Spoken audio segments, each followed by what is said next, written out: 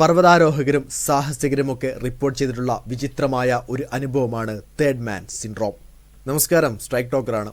അജ്ഞാതനായ ഒരു വ്യക്തി പെടുന്നതിനെ പ്രത്യക്ഷപ്പെടുകയും അപകടങ്ങളിൽ നിന്നുമൊക്കെ രക്ഷപ്പെടാൻ പ്രചോദനവും ഉപദേശവുമൊക്കെ നൽകുകയും ചെയ്യുന്നതായിട്ടാണ് തേർഡ് മാൻ സിൻഡ്രോം വിശേഷിക്കപ്പെടുന്നത്. ഏണിസ്റ്റ് ഷാക്കിൻടൺ നടത്തിയ 1916 അന്റാർട്ടിക് പര്യവേഷണത്തിൽ അവിടുത്തെ സൗത്ത് ജോർജിയ മലനിരകളിലൂടെ നടക്കുകയായിരുന്നു. ഷാക്കിൻടനും 2 സംഘങ്ങളും 36 മണിക്കൂർ നീണ്ടു നിൽക്കുന്ന നീണ്ട ട്രക്കിംഗ് ആയിരുന്നു ഇത്. ഇതിനിടെ നാലാമതൊരാൾ തങ്ങളെ പിന്തുടരുന്നത് പോലെ അവർക്ക് തോന്നി. തേർഡ് മാനെ പറ്റി രേഖപ്പെടുത്തിയ ആദ്യ പരാമർശമായിരുന്നു അത്. പിന്നീട് T.S. എലിയറ്റിന്റെ കവിതയായ ദി വേസ്റ്റ് ലാൻഡിൽ തേർഡ് മാനെ കുറിച്ച് എഴുതിയിട്ടുണ്ട്. റെയ്നോൾഡ് മെസ്നർ, ഫ്രാങ്ക് സ്മിത്ത്, ജോ സിംസൺ എന്നിവർ ഇതേപോലെയുള്ള അനുഭവങ്ങൾ റിപ്പോർട്ട് ചെയ്തിട്ടുണ്ട്. മഞ്ഞിടിച്ചിൽ, മഞ്ഞുകാറ്റ് തുടങ്ങിയ ഘട്ടങ്ങളിലാണ് ഇത് നടന്നിട്ടുള്ളത്.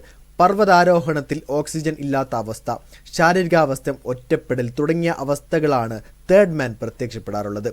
പല സാഹസികരും പറയുന്നത് ഇങ്ങനെയാണ്. 1970 നംഗപർവ്വതം കയറിയപ്പോഴാണ് റെയ്നോൾഡ് മെസ്നറും തനിക്ക് തൻ്റെ സഹോദരൻ ഗുന്തറിനുമൊപ്പം മറ്റൊരു രൂപം കൂടി മല കയറുന്നത് പോലെ കണ്ടത്. ഈ രൂപം നിശബ്ദമായി പ്രോത്സാഹനം നൽകുന്നുണ്ടായിരുന്നെന്നും മെസ്നർ ഓർമ്മിച്ചിരുന്നു.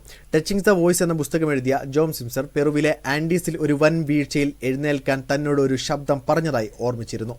എന്താണ് തേർഡ് മാന് പിന്നിലുള്ള രഹസ്യം? വളരെ സമ്മർദ്ദമുണ്ടാക്കുന്ന ഘട്ടത്തിൽ തലച്ചോർ പുറത്തെടുക്കുന്ന തോന്നലാണ് ഇതെന്ന് ചില ഗവേഷകർ പറയുന്നു.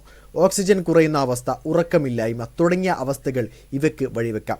എന്നാൽ ചില സാഹസികർ ഇതിൻ്റെ ശാസ്ത്രം അംഗീകരിക്കില്ല. ഇത് തങ്ങളെ രക്ഷിക്കാൻ വന്ന ഒരു കാവൽ മാലാഖയാണെന്ന് വിശ്വസിക്കാനാണ് അവർക്കിഷ്ടം. ഇതിനെക്കുറിച്ചുള്ള നിങ്ങളുടെ അഭിപ്രായം രേഖപ്പെടുത്തുക. വീഡിയോ ഇഷ്ടമായ ലൈക്ക് ചെയ്യുക. കൂടുതൽ വീഡിയോസുകൾക്കായി ഈ ചാനലിലൂടെ തന്നെ സബ്സ്ക്രൈബ് ചെയ്യുക. This is strike talker signing off.